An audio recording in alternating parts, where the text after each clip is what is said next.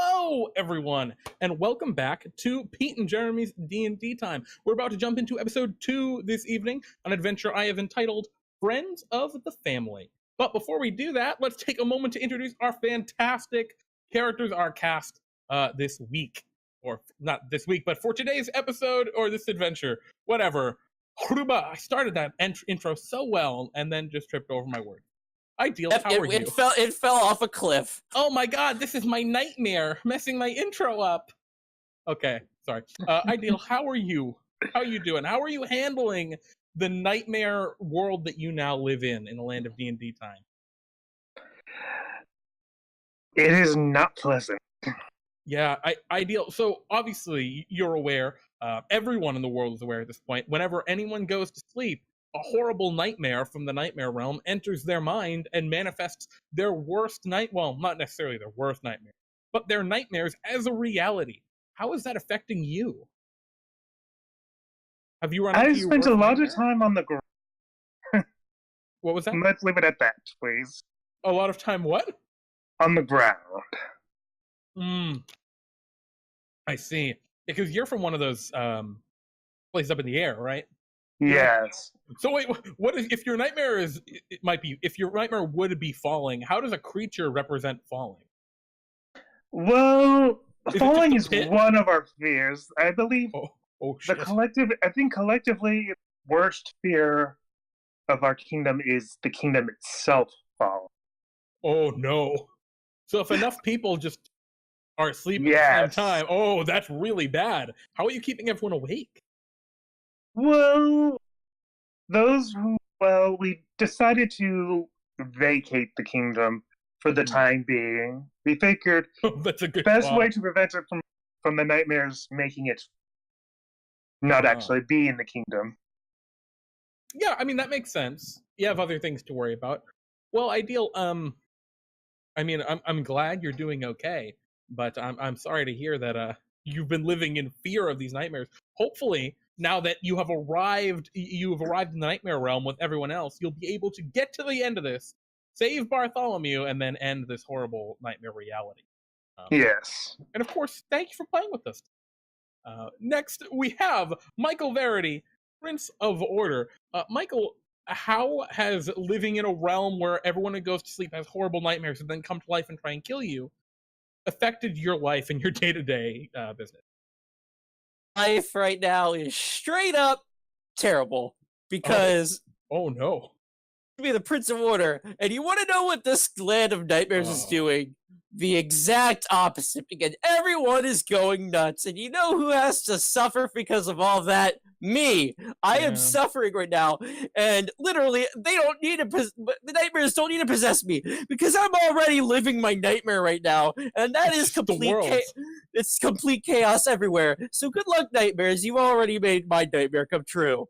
I'm so sorry to hear. Is anything going right, or is it just all bad? I mean, at least the kids are nice and spooked for Halloween. That's really the only good thing. There we go. And how many of them are scare or snacking even? You're probably keeping all of that Carnival of Souls candy that you bought all to yourself because no kids are coming around to get it, right? You get plenty for you. You're implying I'm selfish? No, I'm not saying you're selfish. No! It's a convenient side effect that children are not coming to take the candy because then you get the. I know I'm pretty. That's the one silver lining. I'd really rather give it to the kids because that's. I actually like to be a nice person. Are you watching your figure? I'm trying to be a nice person, and that I really don't want to get a lot of weight either. So. Well, and besides, the way you say that just makes it sound so selfish. And I'm like, no, I can't do that. I just can't. You know what, Michael? I respect that. That's a respectable trait right there. Though I, for one, I'm taking my win where I can get it. All the candy's mine. But as soon as these nightmares go away, I'm hoping these kids will come for the candy. You know what? There's still time. If Bartholomew can be saved, who knows? You guys are in the plane of nightmares, of course. You've just arrived. And now is your chance to go get him. Thank you, of course, for joining us, Michael. Our next character this evening, Sword Coheir. Sword, how are you doing? How is this nightmare reality treating you? Honestly, I have not seen much of a difference. It's just the same. People are nightmares in their own right? Is that what I'm hearing? Just the world is a dark place? We were literally in a town full of zombies and walking skeletons for the past few weeks, so... Oh, you've been in Southtown? Yes. Oh, I mean, I fail to see how that's really any different from any other waking nightmare. You know what? That's great. I'm really glad that things are going well for you, I think. That or the world is just already an awful place, in which case, I'm sorry. Well, Sword, how do you feel being one of the first adventuring parties into the Plane of Nightmares to rescue Bartholomew? About as indifferent as always. Beautiful. Well, welcome, I think, to DnDTime again. Welcome back. And we are glad to have you. And I hope you are also glad to be here. And of course, last but certainly not least, Holly, the Kleptomaniac, our favorite Furbog wizard, our only Furbog wizard. Holly, I would ask how you're doing, but I've got a feeling that all this chaos has been very good for you, especially with all the candy people have lined up. I've been ravishing, thank you. But it's actually been quite terrible. Oh. I haven't stolen a single thing. Oh no, that's awful. No, is that your nightmare? There's every time I go to steal something, there's a little imp on my shoulder and it screams. Oh God, Holly, that's unfortunate. I don't know. I just. What, have you tried shooing the imp away? Or? It's not real. It doesn't feel real. Maybe it is. I don't know. This is a very, very specific niche nightmare. But oh my goodness! So Holly, you're here to rescue Bartholomew. It's almost like stealing Bartholomew from the court, right? Oh, thank God! Right? So it's almost a good thing, right? Maybe. Well, geez, I'm so sorry. I assume you've been sleeping fine, though? Gloriously. Yeah, excellent, excellent. Well, Holly, welcome back again for another week, and good luck this evening. And good luck to all of you, for at this moment, you have met up, you have, through little magical transponders, voices have spoken to you from your other adventurers throughout Bartholomew's Adventuring Company, and Philip Q. Janglebones, friendly undead detective, has contacted all of you and told you of the kidnapping of Bartholomew, if you were not already aware, and that you must enter into the Plane of Nightmares, a restricted area in the Plane of Dreams, where an evil entity known only so far as the court has kidnapped Bartholomew. You're here to obviously get over to the court and rescue it. So you've been plane shifted in. You're one of the first adventuring parties to arrive. You saw some others kind of rushing ahead.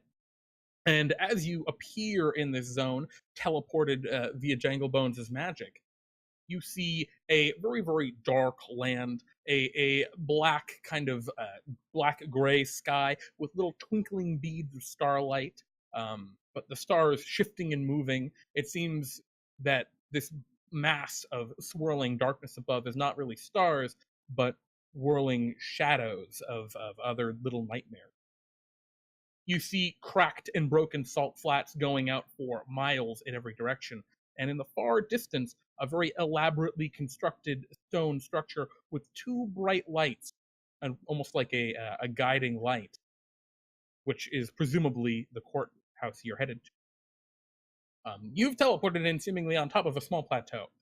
There's some crooked stone stairs heading down, and I presume you're just kind of starting to head down and make your way along the road toward the courthouse? Yeah, I'm going to the courthouse, and and I'm just gonna plan to just fuck it, just crash the party. I'm just gonna break the door down and just like, no, this is not Well, happening. You got to get to the courthouse first, of course. Of course, But I Mike and have to Verity, get there. you're raring to go.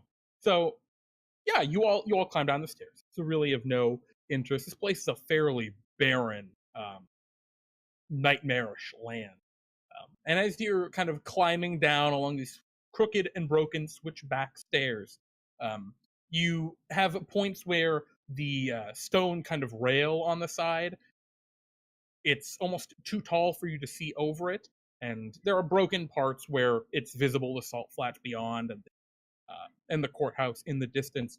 However, as you get to the bottom, you come across an area of the switchback stairway where you can't really see outward at all. And when you finally exit onto the bottom, you look around you, and the salt flats that you saw above from atop the plateau where you first teleported in appear to be gone. Instead, you see a winding dirt path and small hills just kind of all around. Not tall, only 10 or 15 feet tall, tiny little burial mounds, seems. But you don't see any courthouse. And no path. What are you all doing? No path? No path to the courthouse?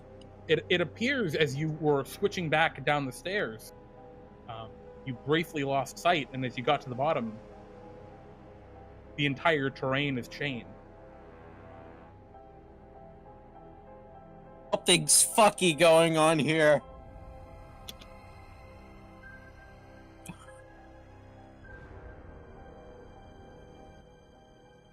Indeed. There is a path which leads, straight along around these small hills. Maybe they just looked like hills from so far above. You're not entirely certain. Well, if there's a path, let's walk it. Okay. I'll let you start leading the way. Is there anything up ahead in the path? Because I thought the courthouse was just right there. What's going on? Yeah, it only seemed like maybe a 10 or 15 minute walk, you would have guessed. Yeah, it's hard to see too far. Again, lots of these 15-foot-ish small hills. Again, like barrows or burial mounds. So it's hard to see too far in any straight direction. But yeah, you could follow the path if you want. You can climb up a hill and look around. Well, it is the plane of nightmares, so I guess it would make sense that everything here would be susceptible to change. Mm-hmm. Well, this whole place is the plane of dream. I think by its very nature, it is subject to change. Because this is specifically the realm of nightmares, I'm guessing that it will change to make things worse. For those of you who've been to the Plane of Dreams before, yeah, you're familiar. It is a malleable place. It can be altered. It can be changed. Especially by simply the presence of powerful creatures.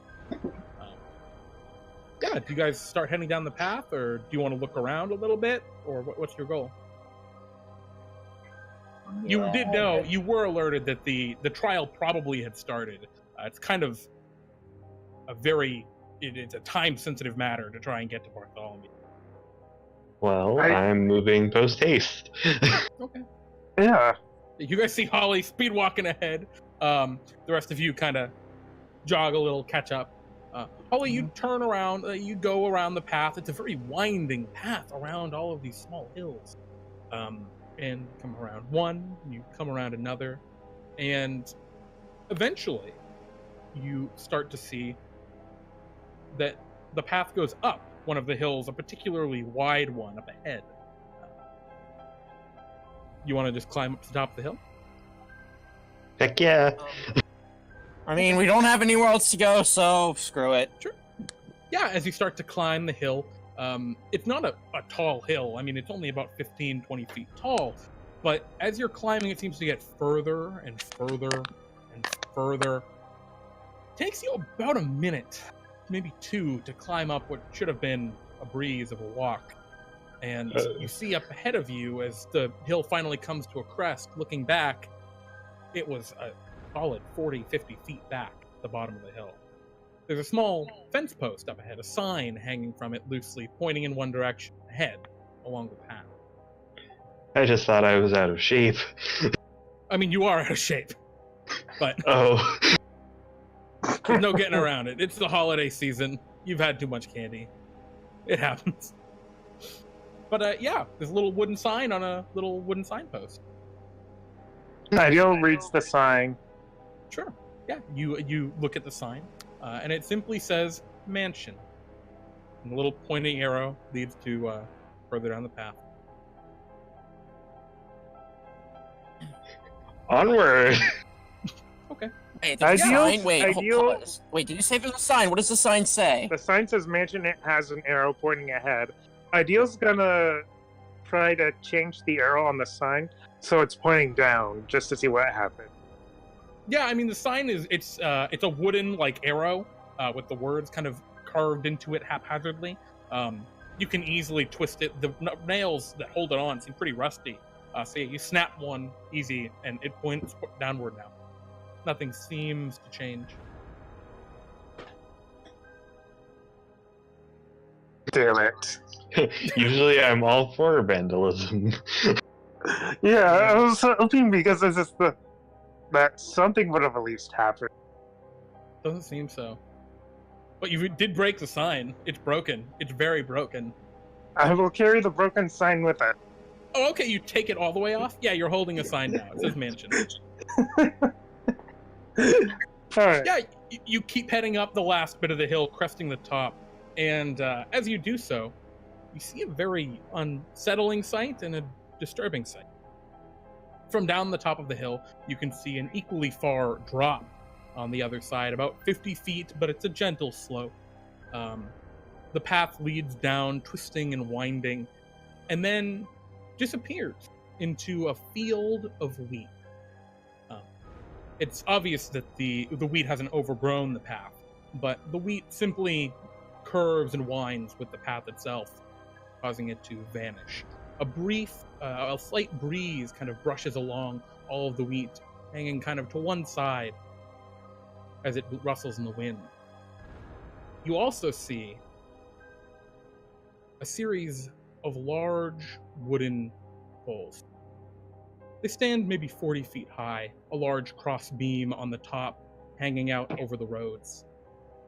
From those poles, you see ropes and seemingly bodies hanging from them. They sway gently in the breeze, all as one. In the distance, you see a small house. Holly's gonna look into his cask of alcohol and see that it's empty. Yeah, it is empty, and there are corpses everywhere. And actually, as you all kind of take stock of where you are, you look back behind you. The hills you've just been walking through are all gone. You see fields of grain in every direction. And bodies in every direction.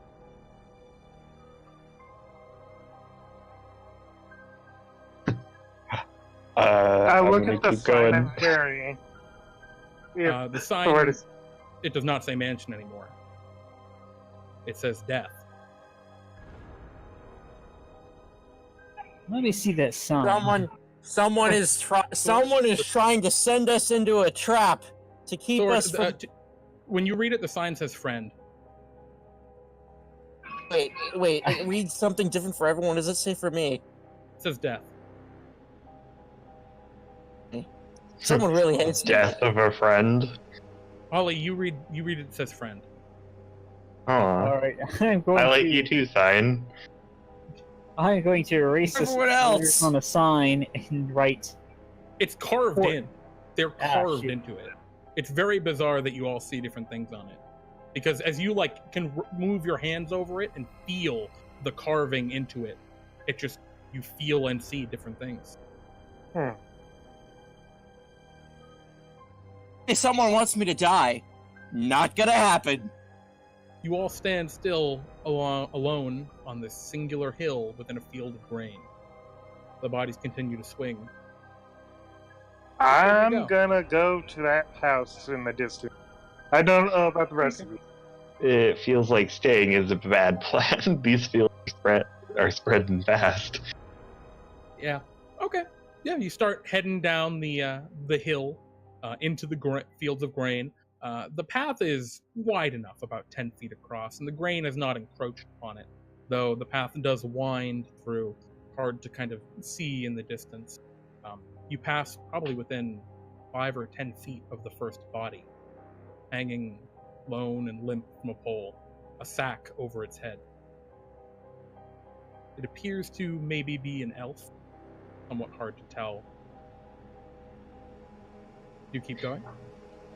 No, I'm gonna cut the bodies I'm not down. afraid of no death. I'm not afraid of no death. Come at me. I'm just gonna keep I'm gonna walking. try and cut the bodies down. Okay, you're gonna head over to the body, Ideal?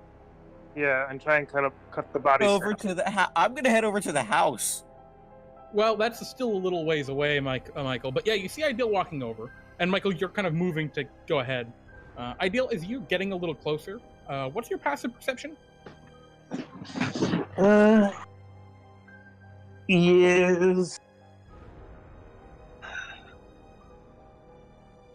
It is 11. 11. Okay. As you approach the body, the wind kicks up ever so slightly. The body kind of sways in the wind. You notice as you get very close to it, as you're coming up toward it to cut it down, crumpled in one hand appears to be a small note or piece of parchment. I also need you to roll me a wisdom saving throw. Oh my goodness. Ideal, your microphone's going crazy. It's the wind. Yes. It's the wind. Wisdom saving throw. Yep.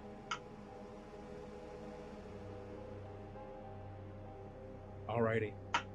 Yeah, Ideal, you walk over, and as you kind of approach the body, you can't help but just think, you can't help but just feel bad for whatever poor person this was that is clearly now dead. And as you do that, you look down as you go to reach for your blade to cut them down, and you notice you're holding your own rope from your pack, not your blade. And you blink for a moment. You realize in walking over, you've subconsciously reached for your own cord. Okay. I'm going to try and remove the note from the hand of the person who was hanged. Yeah, you do so, no problem. Also, a little more cognizant and, on edge from just having caught yourself taking out a noose of your own. You take a few steps backwards, note in hand, or do you try and cut down the body still? No, I won't try to cut down the body right now. I will try to first. You'll try and what? Read the note first. Okay. I'll step back and try to read the note. Yeah, you step back to the rest of your party, and the rest of you just watched Ideal walk over to this body hanging there, reach into his pack, take out a rope, and start tying a knot before kind of shaking his head and snapping out of it. It was very unsettling to watch for a minute. But yeah, Ideal, you look at the note, and it's an invitation, it seems. It says, "You have been invited to a play date.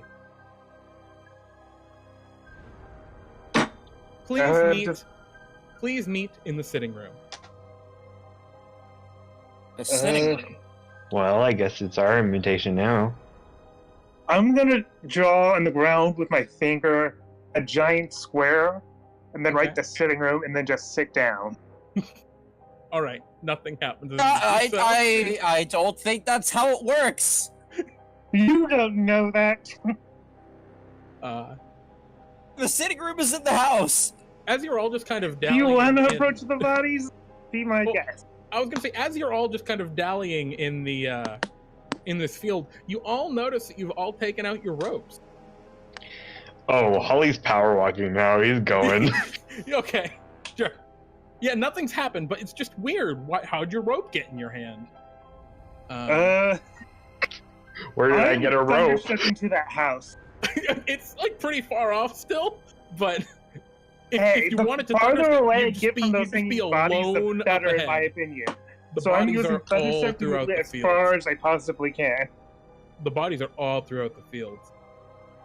I'm still using thunderstruck to get as far away from the ones that are Sure. hanging. If only Okay. Grilliam was here, I know how he would solve this problem. So you guys all start like making your way downtown, walking fast, faces past, and you're homebound. The bodies hang from the trees, limp. Some of them have bags atop their heads, others without. You see dwarves, gnomes, humans, elves, all the different races of the realm, all the different types of creatures that you have ever really encountered. They hang limply, all dead, as you walk past. Their eyes, lifeless, seem to loll around in their empty sockets, staring at you. Ideal looks at the beholder and says, I wonder how they did that. Yeah, I mean, from grabbing the note, it felt like a real, body. It didn't feel like something fake. No, I'm commenting that one of the bodies is a beholder. Oh, yeah, you don't know. But yeah, as you kind of make your way more quickly, with a little more tension and vigor, you approach the front of the manor. What seemed like a small house in the distance turns out to be a fairly large and pleasant-looking country villa. It has a large red chimney on the left side of the house, which is billowing a welcoming light gray smoke. It has a very large, ornately engraved double oaken door with a bright red stain upon it. Upon that door, there is a brass knocker in the shape of a gargoyle's head. And it has several large glass windows. Incredibly dusty on the inside, however. The windows, at least. Hard to see through them. There is a slight stairway leading up to a porch right before the door heading in. Would you guys like to do anything? It looks like the grain is kind of... There's a good perimeter around the house of maybe 30 feet. Yeah, what would you like to do as you've arrived at this house? Knock on the door? Question mark? You want to walk right up to the door and knock on the knocker? Have we been invited? Pretty sure No, this only city, one of this us is the has. only place in the room. I put the note that says you were invited and up to the door. Yeah, as you take the note out, it's weird. It reads, Ideal, Michael, Sword, and Holly. You've been invited to a play date. Does the sign say anything else? I Please opened the door meet in saying, the sitting hello, room." we were invited today. Okay. Yeah, you walk right up. The door has like a nice brass door handle. You, it opens, slight clicking sound, and yeah, the door opens. Looking in, you see a fairly small foyer. There is a crystal chandelier hanging about 15 feet in the air. The ceiling is about 20 feet high, so it hangs slightly down from the ceiling. On the right side of the room, you see a doorway leading into a room. The door is closed. Also along the right wall is a staircase going up. On the far wall directly ahead of you, there is a door slightly ajar. And then on the left-hand wall of this small foyer you're looking into, there is another door. It has, yeah, that's pretty much it that you can see from that. There's a couple wall sconces on the wall with dimly glowing candles. They've burned almost all the way down. Well, we were invited. Let's go in. To the sitting room, I guess. Onward. Sure, you step in. Which door do you want to check out? Or do you want to check out the stairway, the door on the right, the door on the left, or the door that's open slightly ajar directly ahead of you? We all in the same place? Yep. Yeah, you open the door and you're looking in. I'm going to peek into the door that's slightly ajar. Sure. You walk over to the door and you touch it. Can you roll me a strength saving throw? Sure. Excellent. So as you go to like touch that door, the door slams open as you touch it just a little, and shatters into hundreds of little wooden pieces. The loud crashing sound as splinters cover the floor, and dust is thrown upward. You see ahead of you, Michael, what was once a staircase heading downward, perhaps into a basement. It has, however, since collapsed. You see the small remnants of the wooden stairs on the floor about 20 feet down. So there's no going down there, is what you're saying? Oh, you absolutely could. You just need to like tie a rope or something. Well, I way to thought you go, said it was Michael. caved in and collapsed. That's not the sitting room. I opened the door to the left. Yeah, I think this is not a good. This is not the right path. I'm just gonna say Not a that good now. soliloquy with those ropes. I'm gonna open the door to the left. All right, so you Considering head the over basement is off limits now. Yeah, the basement's been off. Yeah, as you approach the door to the left, you hear a sound. It's incredibly dim, very quiet, kind of coming through the door. It sounds like music. Do you want to open the door? Yes. You open the door, and what you see? Well, first the music kind of comes through the doorway. You all hear it. It's a nice little wall, fairly relaxing. Looking in, you see a fairly decently illuminated room.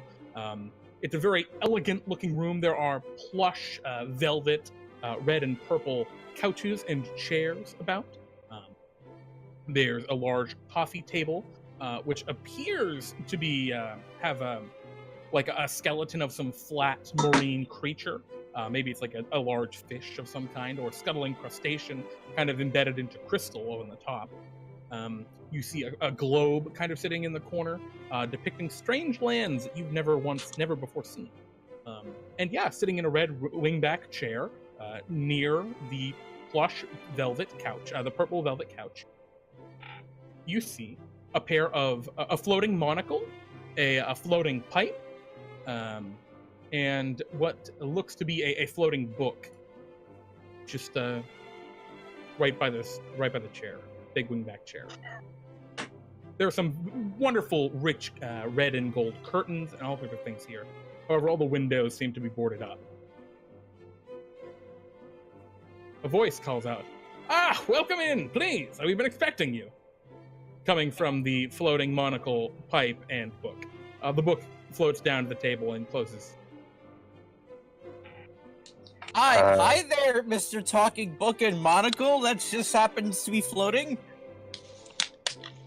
Oh, It stands. The monocle and pipe rises as though an invisible creature were holding them, and says, "Oh, come! Don't dally! Please enter.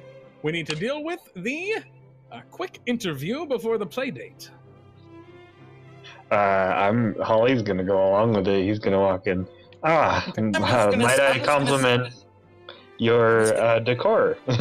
Oh, thank you. It comes from all throughout the world. You see, and as you're kind of looking around now, you're seeing things you didn't notice before. Like there's a big lion head mounted on the wall, a large tusk of some, it must have been a massive, like mammoth creature mounted above the fireplace, which is in here. The fireplace is roaring, by the way. There's a lot of bright light coming in. And yeah, you see little like crackers and cheese on the table. Please help yourself. The rest of you, please, come on, enter. No need to dally. well, I'm sorry, but we do have more. We would normally love to have play You're still date standing with in the doorway a little bit, right? Yeah. I was just standing in the doorway saying all this. I would love to have a play date with your My son. master, but we do have more pressing matters to deal with. Our patron is currently in need of our service. Please, down and I can be of assistance. Yes, he needs our assistance, but Michael and Sword, what are you two doing as this conversation's going on? I'm sorry to cut you off, Ideal, but I'm going to play along with this, but in my mind, I'm just questioning why he's just a monocle. Yeah, okay. I mean, you figure it's probably like an invisible creature, but maybe it's just a monocle and pipe. The pipe is kind of, it's got a red ember in it, it's smoking ever so slightly. Yes, our... Sword? Yeah. So, Michael entered, Holly entered. Sword? I'm kind of eyeing that map from afar. Oh, you're interested by the globe in the corner? Yeah, the map you were talking about of a different world.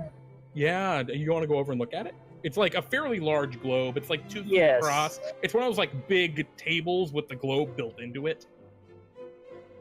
I wish to examine it intently. Excellent. Yeah, as you flip it around and you spin it a little bit, you come across one place that really stands out to you. It's entitled Antarctica.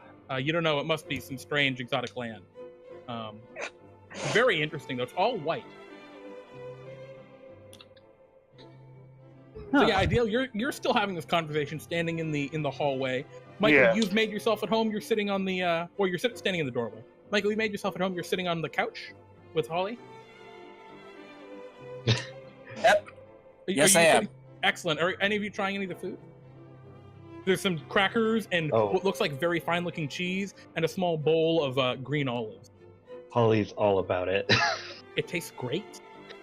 Amazing. Ideal basically is our patron has gotten himself into a bit of trouble, and we were sent to see if we couldn't help him with it. Not at all. You've come for a play date.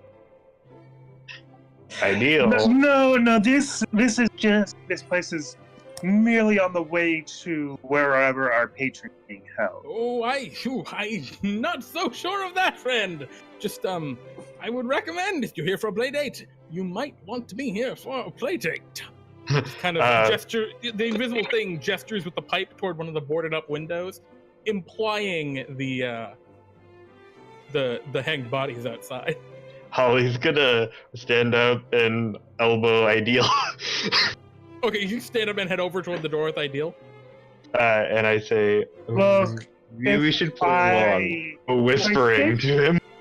Holly, looking through the door with Ideal, you don't see the foyer behind him. Instead, it seems like you're looking through another doorway into the sitting room that you're now in. You see the back of you and Ideal from another room on the opposite side, another door on the opposite side. It looks like Holly is walking toward it over there from a different room, even though you see Holly walking right up. Yeah, maybe. Maybe we should sit down. And then Holly goes back to sit down. Okay. Holly, you don't notice the you. That's good. Well, I was not aware of this playdate until recently. I mean, if you are, please, we must continue with the first challenge. Really the only challenge. I suppose Bartholomew. Sure. Sorry. Ideal just sighs and says, "I suppose Bartholomew will just have to wait then until this playdate is done." Oh, absolutely. Wouldn't want to make my poor boy angry. Would not want to make him angry. Ooh. Enjoying the hors d'oeuvres. The invisible pipe and monocle, the pipe and monocle gesture toward you, Michael and Holly. Finding them acceptable. Yes, very ravishing. They look ravishing, they taste ravishing. I am unfortunately not good at vocabulary. Oh, that's perfectly fine. Would any of you like some wine? Oh, yes. Absolutely, one for wine. Anyone else? Everyone's one for wine, correct? I'll pass on the drink, thanks. Oh, very well, of course. I apologize, but I'm not man of the cloth. Unfortunately. Very well, just the two of us then will have to drink extra hard, my tall furry friend. And you see the figure, the chair, the big wingback chair kind of like pushes back a little, like someone stood up and pushed it away so they could move. Kind of grinds against the floor. You hear footsteps, and the monocle and pipe kind of float across the room. to a wine rack in the corner near the fireplace, and you see a bottle of wine just kind of like get pulled out, and then move over to the table. Move over to like a china cabinet. It kind of open. A couple wine glasses float out. We're starting to carry all these, and they kind of float back over to the table. And the invisible invisible figure pours you some wine. I drink it. It is exquisite. It's very, very fine. Then Holly says, ravishing. Very well! Ravishing indeed. So, first challenge. You must first complete my interviews if you're to meet with my son for a play date.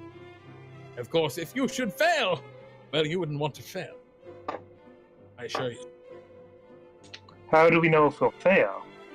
If I fail you! Alright, well, it seems your first companion seems to be ahead of the game. Master Coheir, was it? Yes, sir. Yes, sir. You can just call me Father. That is simply what I'm called here. Please, Master Coheir. That little thing you look at, the globe in the corner. Tell me something about the globe I do not already know.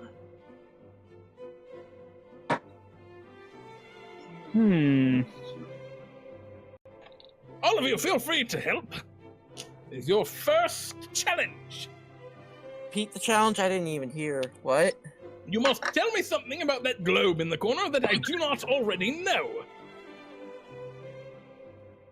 Little puff of smoke comes out of the pipe. Okay, pause. What does the globe consist of? It looks Is it- like is it- a is it the globe land? of the actual world, like Earth. So it's not the land of DnDTime, it's actually Earth. Yeah. Oh, interesting. So, wait, he's gonna tell him something you don't know? Tell me something I don't already know. That's my...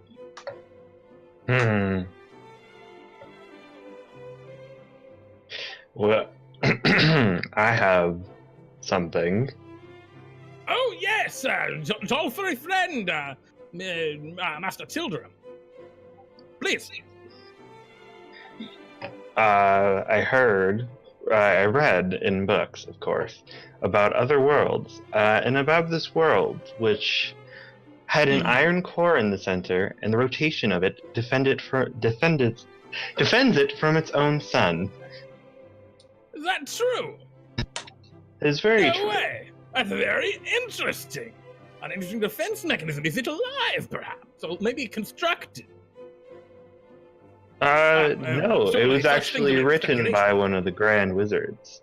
Oh, really? All right, well, I think you've passed my first test. My second Ravishing. test, ravishing indeed. My second test. You must tell me what creature this horn, and he kind of points up to the very large tusk-like horn hanging on the wall above him. What creature this horn comes from? Well, maybe it's a tusk. I don't even know. And he says, "Oh, my pipe is dry." Can I make a check to determine? Absolutely. If you'd like, you can try. You can roll a nature check. Now, my pipe is dry. Can I interest anyone in a little bit of snuff? Oh, Yes, please. Delightful. You still Jeremy, walk I rolled a past nature check if you didn't notice. Yep, I saw it. We got a couple nature checks coming in. Dandere, your guess is it must come from one of those massive tusked whales that live in the ocean. You have seen them once, and they amazed you. But you didn't get a really good view of them. But you just can't stop. You look at it, and you're just thinking, like, fucking tusk whales. I want them. Sword, you look at it. Well, considering Ideal lives in the sky, I'm amazed he saw whales in the sea. Yeah, it was a really, really far away. They were far. Sword, you look at it, you have no idea what creature this could have come from. It must have been gargantuan, but you just don't know. Michael, you're in a very similar spot. Neither of you, like... What? Jesus, this nature check DC must be huge. I love it. I love it. You have no I'm going idea. to. You know what? This Ideal's tusk is like 8 feet long. I'm gonna Holly, say, you're you know very what? similar. I have an idea of what creature it must be. It must be one of those sea whales. You know, with the giant tusk. You're Someone saying- once. It looked just like that. I swear it. As you're saying this, he's kind of the figure, the pipe and monocle. Very deadly. Back. There's a new pipe in a small tin that would be used to hold tobacco, as well as some long matches. Handing the pipe, the extra pipe and tobacco over toward Holly. Very deadly. Ideal finished this by saying, I heard they're very deadly and very dangerous. I'm surprised you managed to get one of their tusks. Oh, I got it from a friend, actually. Could you tell me a few things about it? Are any of you familiar with it either, or is it just a friend? Afraid not. Holly smoking. Holly lights up. It's a very fine tobacco.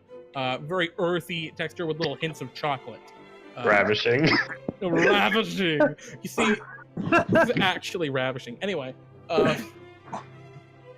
so Michael, you can kind of tell, I think, that Ideal is talking out their ass a little bit.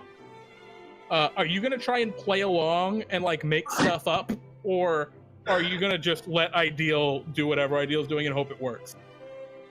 Is Ideal gonna guess? Can I guess first? Ideal has already guess guessed too. that it's a sea whale with giant tusks that is a very deadly creature. Yeah, Ideal is arguing it's a giant sea whale. Would you like to argue anything? I'd like to argue it's a woolly mammoth. Okay, so what does Michael say as there's like a slight creaking in the couch as this invisible figure sits down next to you, Holly, and both Holly and this guy in this thing are smoking pipes, just kind of listening to you two talk about the creature, Ideal and Michael. What do you say? No, it can't. No, there is no way a creature. There is no way a tusk came from a. There's no way it came from a sea creature. It must have came from a land creature. Something along the lines of a woolly mammoth. Something fluffy. Something hairy. Something where the tusks actually had a purpose. Well, what was the purpose? Are you of such a implying that the tusk? tusked whale does not exist, and that the tusked whale tusks do not serve a purpose? I honestly have to call bogus on that. I have seen them with my own eyes, good sir. Ideal, can you roll me a persuasion check? Michael, you can roll me a persuasion check with advantage, because you're correct. And Ideal is not, but it's amazing either way. Well, you told me that based on what I believe, so... So, being a cleric, you can tell that this creature, this guy, he's not an invisible man, he's a ghost. But what are we? Oh, you're rolling persuasion checks. Ideal, you're rolling a persuasion check to convince the ghost that it's a tusked whale. Yeah, and Michael, you're rolling a persuasion check with advantage to say that no, it's a woolly mammoth. Look at it, it's a woolly mammoth. But yeah, Sword, you can tell that this thing is a ghost. It's absolutely a ghost that's in the room with you. I don't know if that colors what you want to do, Sword. As they're just explaining this thing. Max? Yeah? We're waiting on your persuasion. Oh yeah, you gotta roll your persuasion check next. Rolling my persuasion check? Oh, great. My best stats. You get advantage on it, though. Advantage? I'll just, Yep, you know what, screw it, I'll just roll it up. Ugh.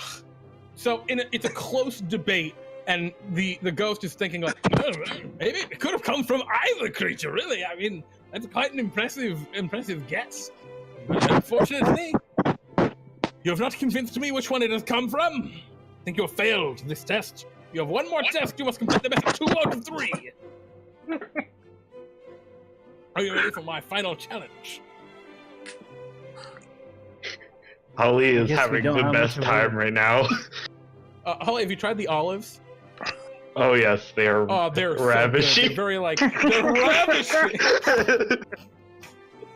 That's like the only word he's read out of like a manners book. It's beautiful, though. It's beautiful. So Sword, you can hear me, right? Yes. So you can just tell at this point, because of your clerical abilities, that this spirit, this invisible man, the monocle and pipe, is absolutely a ghost. It's an undead creature that is putting you through these challenges. Do you want to do anything, or are you just kind of hanging out and observing as Michael and Ideal argue about whether this tusk came from a whale or an elephant creature? And then Are you just You playing mean a along? tusked whale? A tusked whale. Yeah, I'm sorry. Yeah, a tusked whale or a mammoth. I'll just play along for the minute. Okay. But I'm going to take one of my vials of holy water and just kind of keep it off to the side, just in case. Okay. So yeah, the the ghost says to you all, well, very well. You must now, as you didn't complete both of my quests successfully, you must head on to the third and final task I have to you. You have to ask his mother. She's downstairs. But if you have her blessing, you can go up and visit him. My boy's up on the second floor, first room. I would not go up without asking, though. Wait, No. wait, what is the third challenge? You did not specify! Oh, you need to talk to his mother. She's the one that makes the real decisions around the house. I'm indecisive. But you do serve. Who is the his? Who is the his? My boy! We need to ask his wife's we need to ask his wife for permission to talk to his son.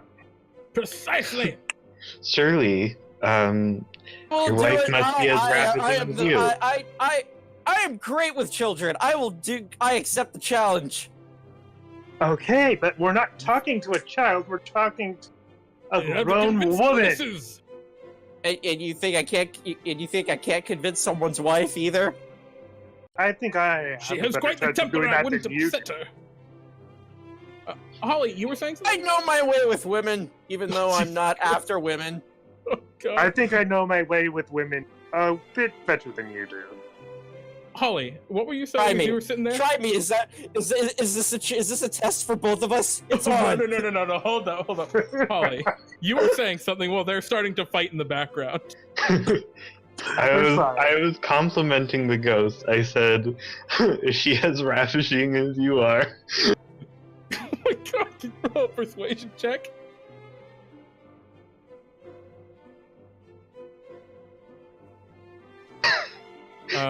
I'm bad at these. The ghost kind of abruptly, it like as much as an invisible creature can abruptly stop smoking their pipe and look at you, the monocle just. I'd stay away from my wife if I were you. Of course. He puffs the pipe angrily. Like, don't you even think about it, you purple. That's the invisible look he's given you. I was Leave her more alone. complimenting you and your style and everything, but if you want to take it as your wife, that is completely up to you. He grumbles to himself. Anyway, go on. Speak to the missus. She'll decide whether or not you can talk to the boy. Holly thanks him for all the stuff he let him have. No problem. Come back anytime if you survive. And he Of kind of course. kicks back in his chair. You see the book float back up, and he starts flipping through it, continuing to smoke his pipe. He seems like he's done with you guys. As you look back toward the doorway, you can actually see the foyer now. It's open again. Or at least it's there again. Okay. So we open the Are door we to the back in the basement. hallway now? Are we back in the if hallway you now? want. If you want. You could stay in that room with him if you want and keep asking him questions. The ghost. No, but that's to go to the basement now. I'd say, let's just put up a barrier around this, a holy barrier around this house and burn it. It's a fairly large house. It'd take a couple of clerics and like some powerful rituals to do such a holy barrier. Probably not something What you about, can do like- yourself very quickly. How about like 5 fireballs? If you want, you could try and attack the house. I'm good, Or actually. we could just talk to the missus. Talk to the missus and not, because last I checked, that sign said death on it, and I'd rather that not come true today. Thank you. Besides, said we friends. still have to visit Bartholomew.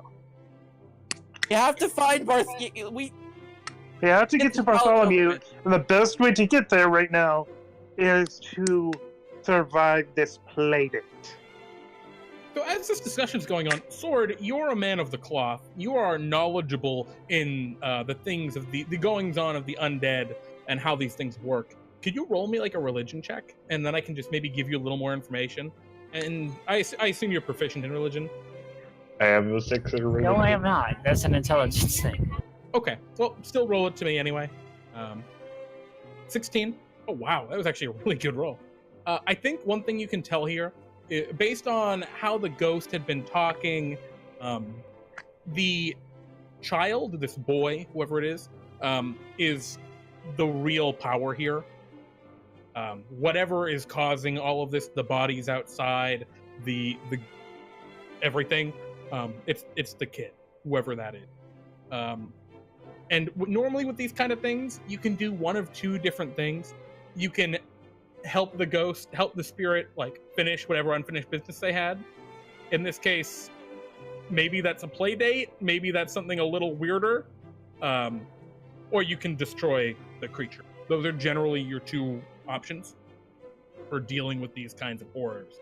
So, yeah, basically, you realize you can either play along or you can just try and wreck it. You're familiar enough to make that deduction. Yeah, but unfortunately, I'm not quite sure what kind of beast we're dealing with. Yeah, some kind of monster. Some kind of ghastly spirit, it seems. Play along cautiously. That is what I suggest as well. Mm-hmm. Do we get to talk to this guy's wife? Well, in order to meet the child, we were told that we have to. Why? Sorry. Yeah, you look at the stairs and they're still gone. There's still no stairway down into the basement from here that you see, at least. Floating desk time. Well, we all have ropes. Wait, now I forgot where the heck is your wife now? He told you she's downstairs. The wife is downstairs. I'm casting floating disc to go down there. Now, I think floating disc just automatically falls, right? Yes, but it floats 3 inches above the ground. Well. Yeah, so there'd just be a floating disc 3 inches above the ground at the and bottom. then it'd be a sharp fall, but it would still stop 3 inches above the ground. I mean, we almost killed ourselves with ropes. I mean, this is just a safe way of us. Hold on now. Is not three? Wait a second, is just three? a second. How deep is the way down? Because is 3 inches really gonna say be a difference? It can't cross an elevation change of 10 feet or more. This is a 20-foot drop. So unfortunately, so the floating disc is a no-go then. Yeah, not for getting down at least. Spells like levitate would do that, no problem. But it's a little Oh, I have that spell. Wait, I have a better idea. Fly elemental. You want to try and cast a fly elemental? Yes. Okay. Adil has fly and the ring of dumb elementals. Yeah, you want to take out your ring Yes. and kind of Yes, that is that exactly baby what I off? want to do. Excellent. You go to cast your fly spell and you breathe the wind of flight into it, and all of you see appearing before you what looks like a red balloon with two googly looking eyes on it. And it's got a little string, and it's just kind of floating in front of Ideal. Holly's tying a rope. It floats up to the ceiling. I grab About onto the 20 feet balloon. up. Can you roll me a dexterity saving throw to try and catch it before it floats up? Sure. Dexterity. And now we. Unfortunately, Ideal jumps for the balloon, but it's too fast. Can I attempt to control the balloon? It's floated up to the ceiling. It's near the stairs. You can maybe make a jump from the staircase to try and grab it, though. But it's an Holly- elemental. Yeah, it's just stationary, it seems like, up on the ceiling. Okay, I'm going to try and jump from the stairs and grab the balloon. Okay, you guys watch Ideal climb up the stairs. Holly, you took out a rope? Yeah, I'm gonna make us a way up and down while these people are messing around. Yeah, so somebody I'm wants to help me try and get I'm gonna watch the logical person do some work here, and I'm not gonna watch the shit show that is the balloon. So Holly, The you're balloon is a flying elemental. It's a fly elemental. Holly, you're like tying the rope, and it's just like you're trying to tie like little knots to make it easier to climb down, right, for like footholds. And every time it's like, oh, that's a noose, untie it. Oh, that's a noose, untie it. Oh, god damn it. You keep tying nooses. I mean, I could use a noose on a nail. Yeah, yeah, right. So you hook it onto like what, a nail? I guess maybe take out like a python from, or a piton or whatever it's called from your backpack that you might have. Just nail it into the floor. Put the noose. I mean, it works. It's not the Excellent. most effective knot. Can you roll me an athletics check? Oh, athletics? Yes, as you're kind of jumping for the balloon. Oh yeah, you leap up and you grab the balloon and you don't fall, as you are now under the effects of the fly spell. While holding onto the balloon, I use fly to go down and tell the other people to grab the balloon. Okay, yeah, you fly the balloon down, and the balloon like turns downward and flies downward with you. What was that, sorry? Okay, I'll cast I the. told the others to grab the balloon so they can fly. Okay, now, I now Wait, just change a second. Sword, you said something?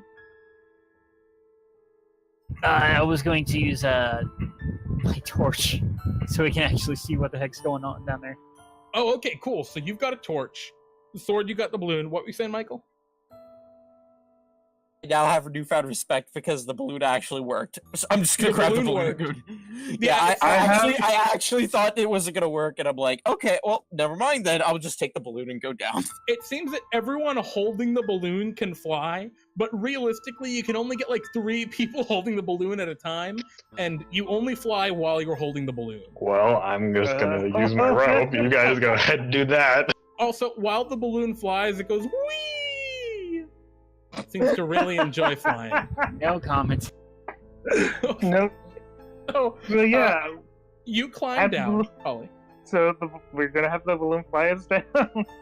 Holly, you climb down. The rest of you holding on to this dumb red balloon, whee! Go down the broken staircase, and end up in a dusty, isolated basement. It seems unfinished, mostly of stone, with large cobbled walls.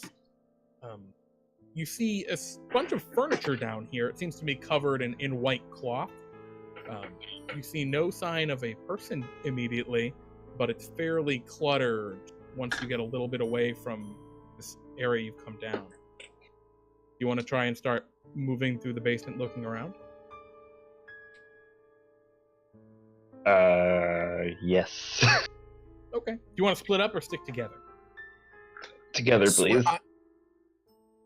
Never split the party under any circumstances. Who's holding the balloon? Ideal. Okay, so Ideal, you continue holding the balloon. You need a hand for the balloon. Just remember that. But I you will. have the balloon elemental still, and the balloon, as it kind of walks with you, is just kind of humming to itself. Holly feels his dagger at his side, like, maybe. Okay.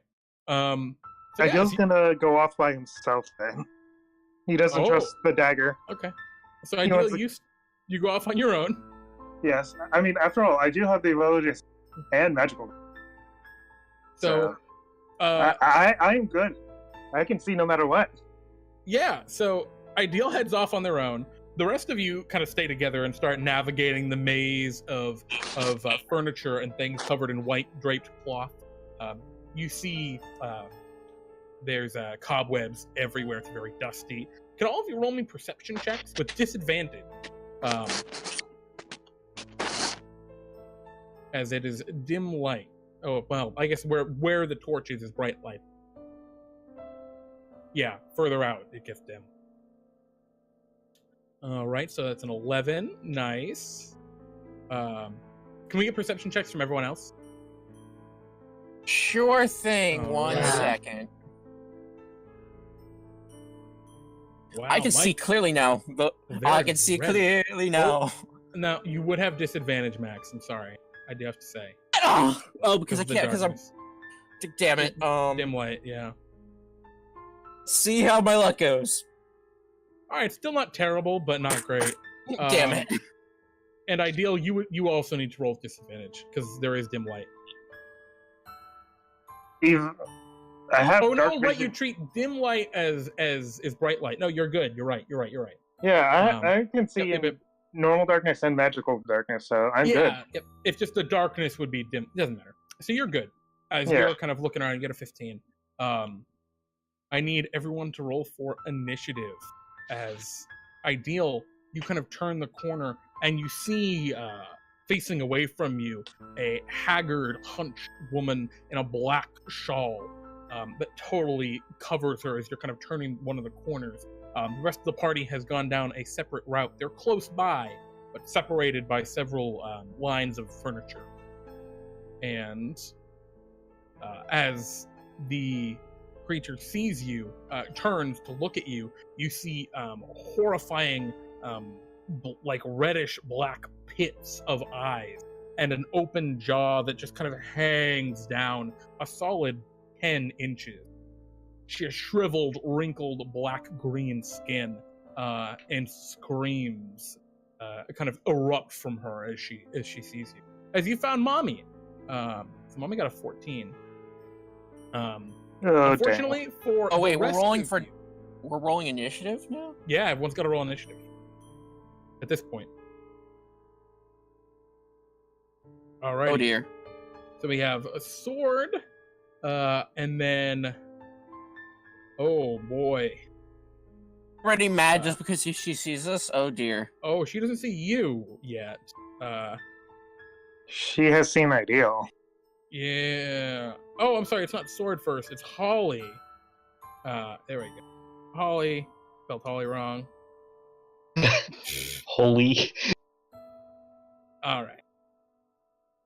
So this is the initiative order. And as she turns, she screams. There was a surprise round. The three of you who were not, unfortunately, the one who went off on their own is the only one not surprised here, which is pretty silly, as she screams and a horrifying, like, dark, echoey scream pierces the room.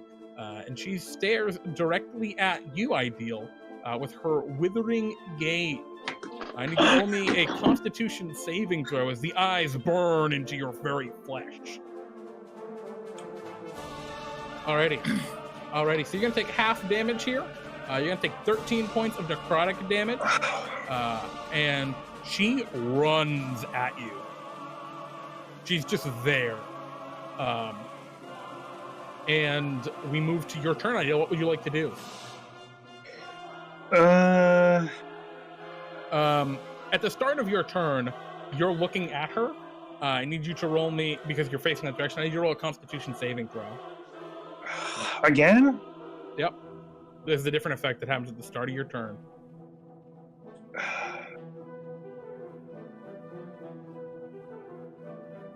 You succeed, just barely. Yeah, alright, you're, okay, yeah, you're good. You're good. Nothing happens. You stare at her eyes, which seem to eat at your very soul. The red pits within the black face. The withered green black skin. What would you like to do? Okay. Why do I get a bad feeling I know what this is? I don't know. I don't know if you know what this is, but it's terrifying. I know, like, I either know... It is a Bodak, if you're familiar with what that is. Oh, for a second there, I thought it was something else. Nope, it's a Bodak. It's Okay. terrifying. What would you like to do?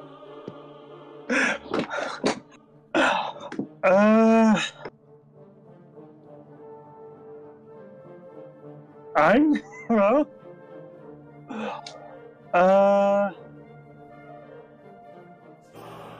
I am going to... You know what? Eldritch Blast it. Alright, she is in melee with you right now. Oh, I'm sorry. You also take 5 necrotic... Oh, no, it's when you end your turn. Sorry.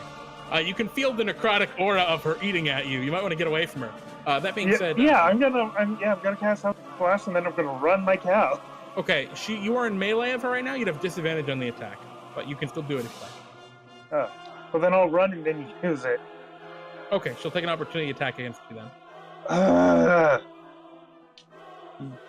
You might as well just disengage and run, man. It's up to you. I mean, you have a lot of options. I know. Not really. What would you like to do? Because you took 13 damage from me on the first turn. Uh-huh. And I can't really survive any of her attacks. Shrug. No. Maybe not. No, I really can't. Okay. Sorry. I mean, Welcome to my world, man. yeah. Welcome to the world of Sword Coheir. You do have allies. Keep in mind. I know I do. And they went the wrong direction.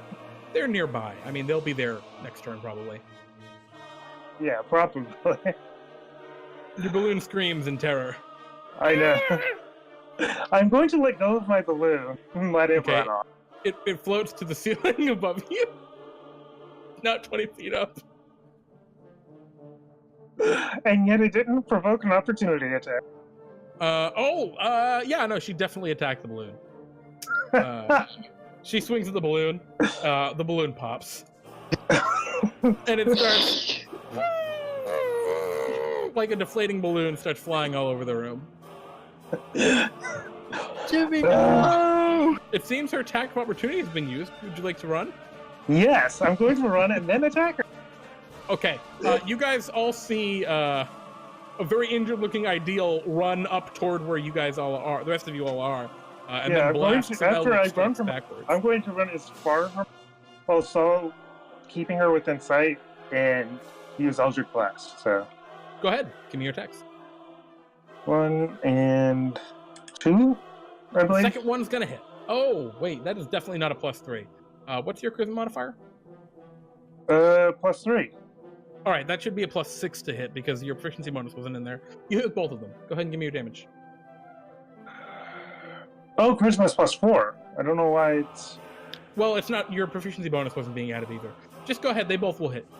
Yeah. You can just roll me. No, I was adding my. Not. Well, it charisma. wasn't adding one of the two. Okay. Yeah, but so it should be +7. So. Yep. Top one should be 17. Yep, they both hit. Alright. Oh, And wow, nice then- roll. Those ones are adding your charisma. 21 force damage. Nice. Yeah, your blasts strike into the creature, and she screams in agony. All right. All right, is that the end of your turn? Yep. We're at the top of initiative. Holly, what would you like to do? You have heard this fight start on the other side of the room, and you have watched Ideal run kind of past you. What do you want to do? Can I see it? No, but if you took like about 10 feet, if you walked 10 feet forward and looked in the direction that Sword just ran from, you'd probably see her. Alright, I'm gonna do that. Okay, just run down the hallway toward Ideal, and look, and yeah, you see this horrible, screaming face. Oh my, that looks like an undead being. It is, in fact, an undead being. Weird. I'm gonna cast Chill Touch. Okay.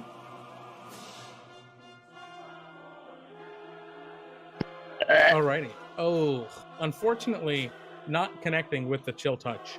The icy hand streaks forward against the creature, but is unable to make contact.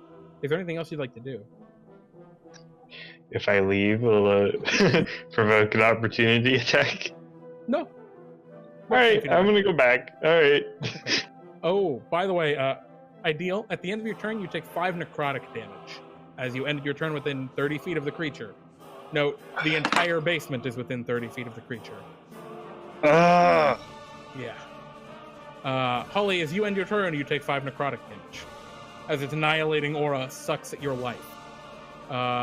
The creature is then gonna go... So, Holly, where did you go at the end of your turn? Did you run back? Yeah, I used the rest of my 20 feet of movement. Okay. So are you hiding behind your allies? Of course. Alrighty. Well, the creature runs down the hallway and turns, now visible in all of your sights, and it settles its gaze upon. I'm gonna roll a d4. On a 1 or 2, it's going to go at you, Holly, because you attack. Whose turn is it? I'm lost on whose turn it is. Did my turn even go yet? No, because it had a surprise round, because you didn't see it with your perception. You haven't gone yet, Michael. It's gonna look at you, Sword. And it uses its annihilating gaze at you, or withering gaze. Can you roll me a Constitution saving throw, Sword? 13, you are good. You're going to take half damage, only 6, pretty good. And that's the end of its turn. Sword, go ahead. As it stares at you, its eyes burn with fire. How far away is Ideal? Ideal is about... Ideal, like, as the crow flies, is only about 15 feet from you, but there's all this furniture you'd have to climb over to get to them. If you wanted to run down the, like, hallways, the pathways in this basement, you'd have to run past the creature. You'd provoke an opportunity attack, but you could get there with 30 feet of movement. Well, he's got some distance between him and the Bodak, so...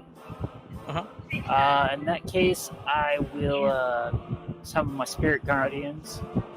Okay. Oh, damn, of course, the classic Spirit Guardians. These are the cherubs? Seraphs. Seraphs, yes, of course. The little seraphs fill the room. I will just roll right now for the creature. What is the Constitution save? It is a Wisdom. Oh, actually, the damage would be at the start of its turn, and this is actually really important. Because, Sword, as you end your turn, I assume, are you ending your turn here, or do you want to cast another spell? I can only cast one spell. That's my action. Oh, yeah. Okay. So is that the end of your turn? I'll use my bonus action and raise my shield. Okay. Just hold the shield up. I do need you to roll me...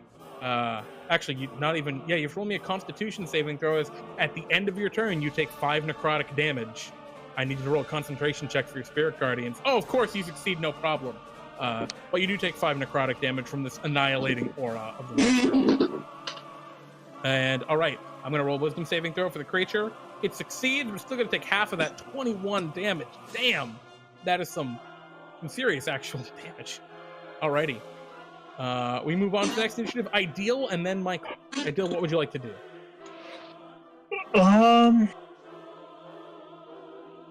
Yeah, I'm gonna do Eldritch Blast again. 2 Eldritch Blasts. Sure. Those will both hit. Damn, nice rolls. Alrighty. Alright. It is looking pretty bad, actually. You guys have beaten the crap out of it already. It's not looking like dead, but it's looking pretty beat up. Is that the end of your turn, Ideal? Yeah. 5 points of necrotic damage. As that aura eats away at you. And Michael Verity, it's your move. At long last, the creature stands before you. You think if you got a couple really good hits on it, you might be able to even kill it. What would you like to do? But I don't want to kill it, though. The point was to ask for permission. It's a Bodak that's currently killing us. Yeah, it's definitely an evil monster. But if you wanted to ask for its permission, you could. Yeah, you have that option. How far am I away from this thing?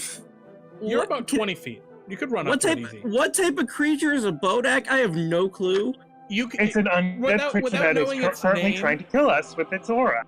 Yeah, without knowing its name, it is a horrible undead monster. Like, one of the most horrible undead. I just wanted to figure out a basic what the creature type was. Yep, but... it's undead. It's an undead humanoid. That's all you really need to know. Well, I mean, fine to ask. What would you like to do, Michael? For my action, I'll just kindly ask, whoa, why are you attacking? I only came down here to ask for permission to talk to your son. Alrighty. Can you roll me a persuasion check? Done. Alright. The creature actually looks at you and screams no, and then tells you to leave. Screams no, leave. And that's all it says. And Holly, it's your move. Actually, no. I'm gonna action search. I'm gonna action search and be like, in that case, I'm gonna force you to say yes. So I'm gonna walk over to it and. Well, as it yells leave, there's a gust of wind, and in the far back of the basement, a huge set of like bulkhead metal doors fly open, leaving actually an exit for you. But if you want to run up and kill it, you can. I'm going to make it say yes. So I walk over and boom. Do either of those hit? They would both hit, Michael. Both of them would hit. So I'm going to attempt a trip attack. Sure. D8. I'm gonna roll my damage for both of these. Okay. D8. I need a DC 13 strength save, I believe. She fails. Yeah, you're prone. You're prone. So, Michael, not only did you knock her prone, you exactly would have knocked her unconscious with that hit. As you swing your sword, how do you deal with this creature? Do you finish it off, this horrible undead monster, or no? I don't finish it off. I'm okay. You spare it. Played it, but I'm just nah. Okay. As you, oh god, Dandra, you got a lot of really bad static. Can you put on push to talk if you don't mind? Sorry. It's all good. See how, Michael, as you swing your sword and you cleave into it once, black blood spurts out from its greenish, withered skin. The second slash hits it right up on the head and it collapses to the ground. And with one weak arm, it kind of moves to like stop you from attacking it. And its eyes kind of stop glowing that red. You all stop feeling that necrotic kind of drain upon you. And it whispers to you. It says, "You may see him if you'd like, but he will kill you." And that is the end of its turn. Ollie, you're the next to act. It seems like this creature is defeated. I guess I'll leave it. Okay. What do you want to do? You want to head, like, are you leaving the room, or? I'm going back up the rope. Okay. Oh, the rope? Oh, you're going to climb back up the rope. Okay. Yeah, you climb up the rope. As you're climbing to the top, you can see that the front door is now open. The front door to the house. I feel like leaving will kill me immediately. Well, actually, outside, you don't see all of the bodies anymore, or the grain. You just see salt flats and what looks like a dirt path.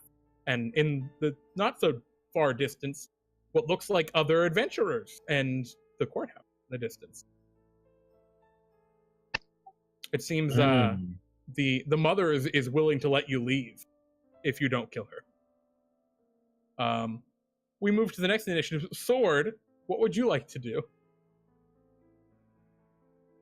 I forgot, who was the most injured? Everyone's pretty beat up. Ideal, I think, is really beat up.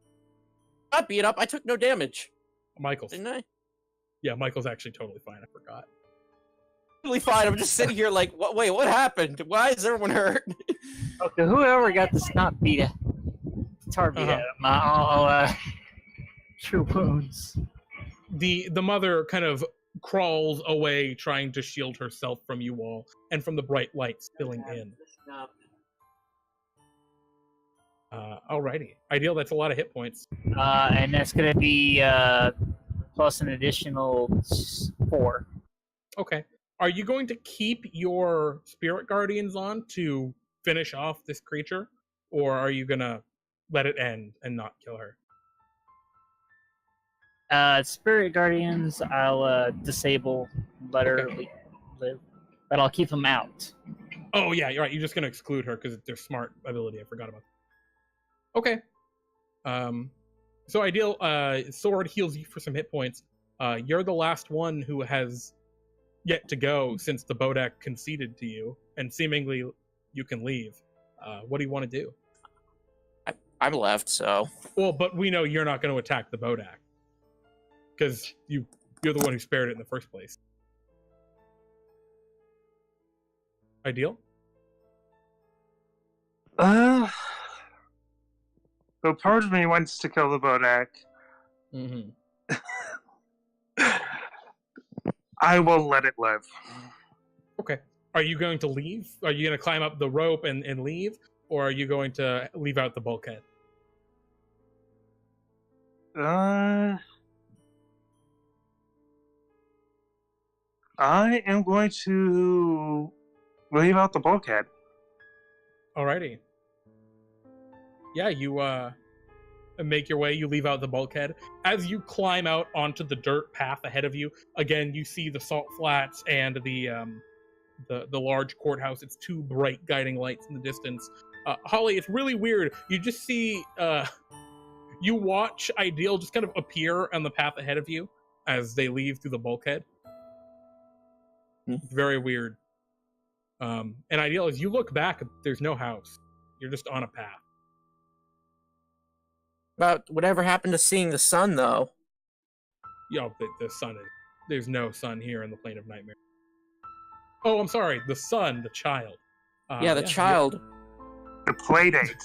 Yeah, the mother said no. You can't see the kid.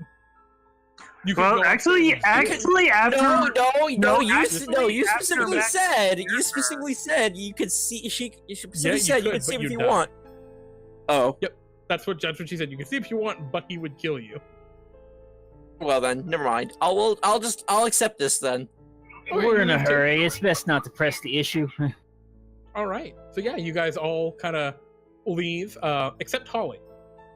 Holly, as you're heading toward the door, you feel a hand kind of touch your shoulder. And as you look over, you see a monocle and a pipe floating in front of you. I didn't have a great time with the missus, I see. Never good to get on her bad side.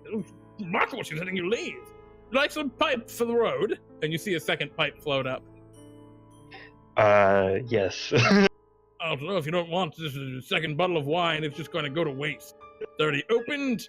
You know, I don't really drink a lot around here. It's kind of hard when you're a ghost. It feels like he just wants us to hang out, so yeah. Okay, so yeah, as the rest of you one by one appear on this roadway, heading toward leading to the courthouse, for a moment there's no Holly, and then with the slight popping sound, Holly appears next to you all, holding a freshly packed pipe and half a bottle of wine. Oh, well, I see you guys didn't make it out with any party favors. Party favors. And with that, you guys have succeeded. You have gotten past the greater nightmare and are on your way to the court for next week's whatever it is. Good job, everyone. Damn it, I don't get to kick the door down yet. Okay. You can kick your door down. Until then, enjoy the tiny hut. Yeah, you guys make a tiny hut, take a break. It's all good. You know, yeah. Put up a rope trick. Heal all wounds, recover all spells. You know the whole deal. So, yeah, it's just Holly, get drunk, fishbowl, the rope trick. Super cool. But yeah, you've all gained 1 point of experience and 200 Bartholomew bucks because you're all Fable-tier adventurers. And congratulations, guys. I'm a little disappointed you didn't fight the child, but if you had fought the child, I would have killed at least 2 of you. All of you. All of you, probably. Good work. Nonetheless, that All I Bodak did was cast swiftly Chill done. Touch. Well, you did. That was there a was a little lot of easy for RP. me. There was some puzzle here. You guys did well on the puzzles. Anywho, thank you again for playing. Peter, Hey, I know thanks. you're I'm here. just glad I made that fight look way too easy for everyone else. Everyone just got the shit beat out of them, and I'm like, nope, Michael's just fine. it's instant knockout, one hit KO. It became a battle of attrition. It definitely was. Bodaks are terrifying. Just trying to figure out who could kill each other first. I just liked hanging out. Exact. Amen to that. Yeah, We'll be right I'll back, be honest. I guys. did not trust that first room at all.